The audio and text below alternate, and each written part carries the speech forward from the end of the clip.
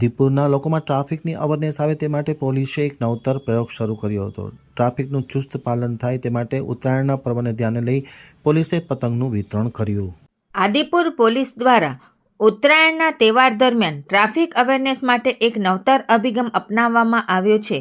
આ તહેવાર દરમિયાન અલગ અલગ માર્કેટ પ્લેસ, હાઈવે કે વિવિધ સર્કલ ઉપર ઊભી રહેતી પોલીસ પાવતી બુક લઈને નહીં પરંતુ પતંગ અને ટ્રાફિક અવેરનેસ પેમ્પલેટ લઈને ઊભેલી જોવા મળી।